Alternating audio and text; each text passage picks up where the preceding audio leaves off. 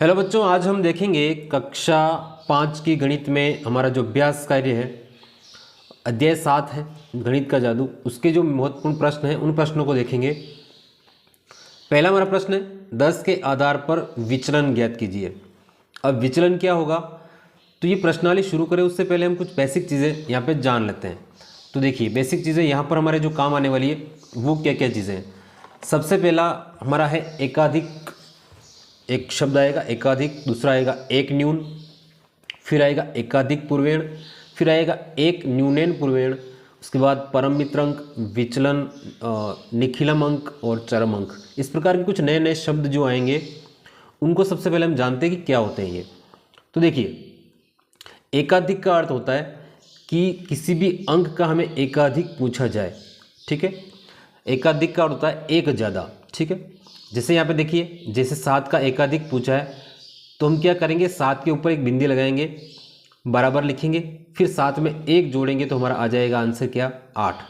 यानी कि 7 का एकाधिक क्या होगा, 7 से एक अधिक क्या होगा, तो 7 का एक अधिक 8 होगा। बस यही 8 इसका सही आंसर है। फिर आता है एक न्यून। न्यून का अर्थ होता है कम, यानी किसी भी अंक का एक कम हमें करना है तो हो जाएगा हमारा एक न्यून। एक न्यून में हम क्या करेंगे, जिसका न्यून पूछा जाए उसके नीचे हम लगाएंगे एक बिंदी। एकाधिक में हम ऊपर लगा रहे थे और एक न्यून में हम उस अंक के नीचे लगाएंगे, ठीक है। ये आपको ध्यान रखना है। जैसे 6 का एक न्यून पूछा है तो 6 के नीचे एक बिंदी लगाएंगे और फिर 6 में से एक माइनस करेंगे तो 5 आ जाएगा। चलिए ये दोनों हो गए एकाधिक और एक न्यून। उसके बाद आता है एकाधिक पूर्वेण और एक आता है एक न्यूनैन पूर्वेण। इसमें क्या होता है, जिस अंक का पूछा जाता है उसके आगे वाला जो अंक होता है उसको हम कम या ज़्यादा करते हैं, ठीक है। एकाधिक पूर्वेण में हम क्या करेंगे, जैसे 16 है, 16 में एकाधिक पूर्वेण जो पूछा गया है वो 6 का पूछा गया है, तो हमें यहाँ पे 6 के साथ कुछ भी नहीं करना है। 6 के आगे क्या है, देखिए 6 के आगे इस तरफ हमारा क्या है, एक है, तो यहाँ पर 6 के आगे जो एक है उसके ऊपर एक बिंदी लगाएंगे और इस एक को बढ़ा देंगे। एक में एक और जोड़ देंगे तो क्या आ जाएगा हमारा, यहाँ आ जाएगा। देखिए इस एक में यानी 16 है तो यहाँ बिंदी लगाएंगे, इसका मतलब क्या है, इस एक में हमें एक और जोड़ना है, तो एक में एक जोड़ेंगे कितना आ जाएगा, 2 हो जाएगा। तो इस एक की जगह हम क्या लिख देंगे, 2 लिख देंगे, यानी 26 हो जाएगा और यही इसका सही आंसर होगा। इसी प्रकार एक न्यून जब पूछा जाए किसी भी अंक का तो उसके आगे वाले अंक में हम क्या करेंगे, उसके नीचे एक बिंदी लगाएंगे और उसमें से एक माइनस कर देंगे, ठीक है।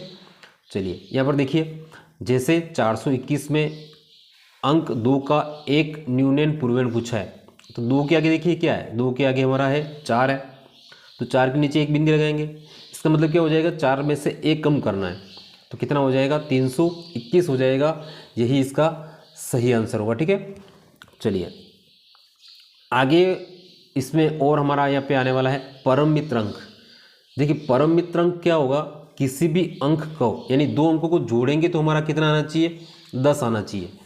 तो देखो एक का परम मित्र अंक क्या हो जाएगा, 9 हो जाएगा, क्योंकि 9 और 1 कितने होंगे, 10 होंगे। 2 का परम मित्र अंक 8 हो जाएगा, 3 का 7 हो जाएगा, 4 का 6 हो जाएगा, 5 का 5 होगा, 6 का फिर 4, 7 का 3, 8 का 2 और 9 का हमारा परम मित्र क्या अंक होगा, 1 होगा। यानी कि दो ऐसे अंक जिनको जोड़ने पर हमारा टोटल योग कितना आना चाहिए, 10 आना चाहिए, वो हो जाएगा हमारा परम मित्र अंक। ये भी बहुत आसान हो गया। चलिए उसके बाद हमारे यहाँ पे आने वाला है चरम अंक और निखिलम अंक। देखिए हम कोई भी संख्या लिखते हैं, जैसे मैंने मान लीजिए यहाँ पर एक संख्या लिख ली, ठीक है। यहाँ पर इस इतनी लंबी संख्या में यहाँ पे इकाई का जो अंक होगा, इकाई का अंक जो होगा उसको हम क्या कहेंगे, चरम अंक कहेंगे। इकाई का अंक होगा हमारा चरम अंक। और बाकी के जो बचे हुए हैं, देखिए लिखा है किसी संख्या का चरम अंक उसका इकाई का अंक होता है, लेकिन शेष उसके जो भी बाकी के अंक जो बच रहे हैं उनको हम क्या कहेंगे, निखिलम अंक कहेंगे, ठीक है। ये बाकी के हमारे निखिलम अंक हो जाएंगे। तो यहाँ पे बहुत आसान है ये भी। उसके बाद एक और आता है हमारा विचलन के किसी भी संख्या में। यहाँ पर विचलन हम जो होता है ज्ञात करने के लिए हम क्या करेंगे, हमें आधार लेना पड़ेगा और आधार जो होगा हमारा 10, 100, 1000, ठीक है। इसी प्रकार हमारे जो है वो हम आधार लेंगे और इस आधार के आधार पर हम ज्ञात करेंगे कि वो संख्या उससे कितनी ज़्यादा है या फिर कितनी कम है। तो यहाँ पर देखिए, हम कुछ उदाहरण के माध्यम से समझते हैं। जैसे हमने 13 लिया, तो 13 में हमने आधार क्या है 10 यहाँ पे लिया है, 10 आधार दे रखा है। तो देखिए 10 से 13 कितना ज़्यादा है, तो क्या करेंगे 13 में से हम क्या करेंगे 10 को घटाएंगे, तो 3 ज़्यादा है, तो +3 जो है हमारा क्या आ रहा है विचलन आ रहा है।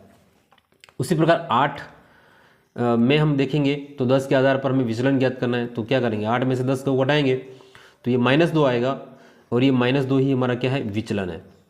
तो यहाँ पर ये जो हमारे प्रमुख टॉपिक थे इसको हमने यहाँ पे क्लियर कर लिया। अब हम चलते हैं अपने प्रश्नावली की ओर। देखिए अभी हमने देखा था, अभी हमने सीखा भी था, विचलन ज्ञात करना है। तो विचलन में हम क्या करेंगे 10 के आधार पर यहाँ पर हमें विचलन ज्ञात करना है।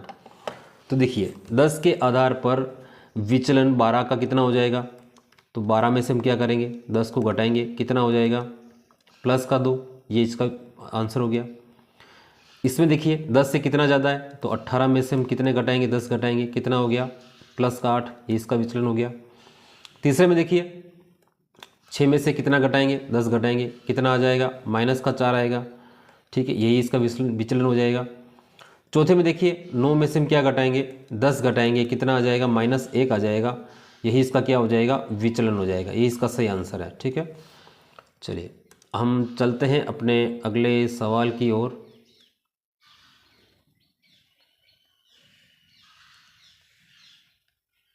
चलिए अगला सवाल देखिए, एकाधिक पूर्वेण लिखना है।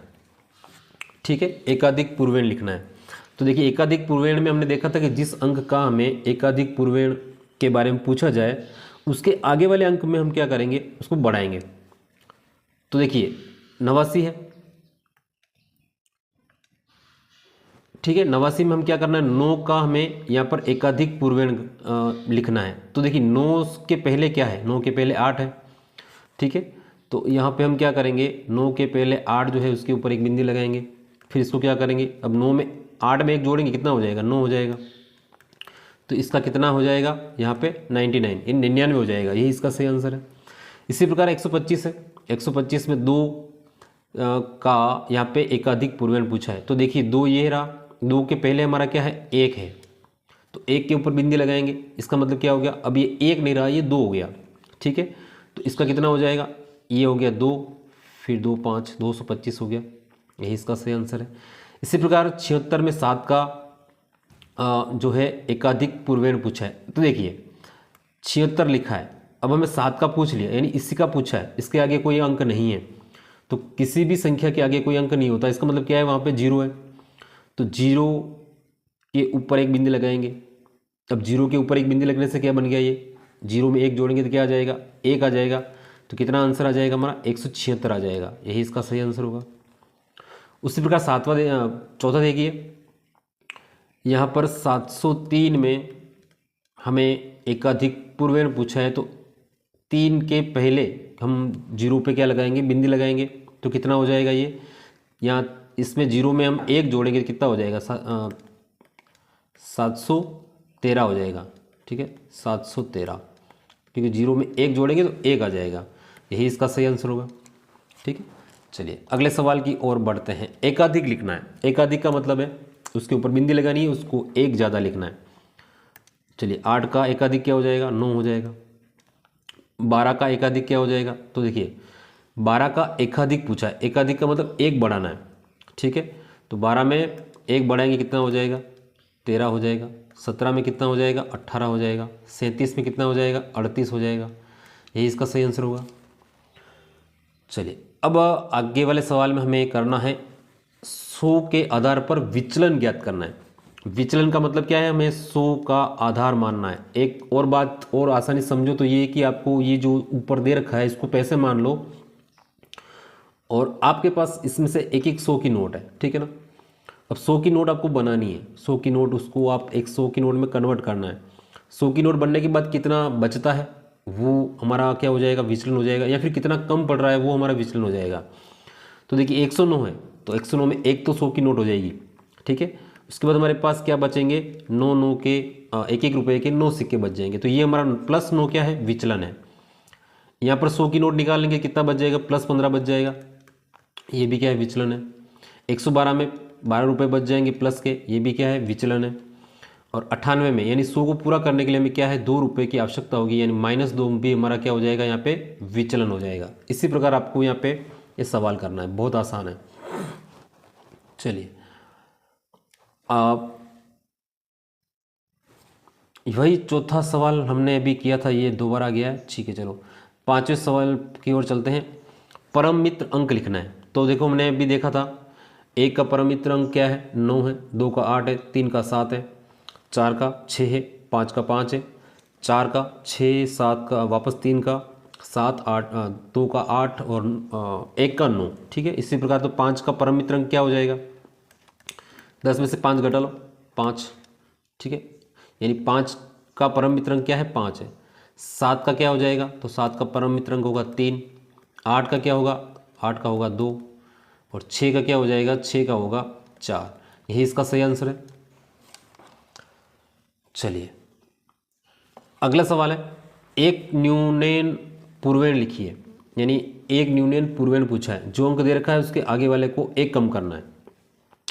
748 में 8 का एक न्यूनयन पूर्वेण पूछा है, तो क्या करेंगे, 4 के नीचे बिंदी लगाएंगे। अब 4 को कम कर लीजिए, 7 3 8, यही इसका सही आंसर हो जाएगा पहले का।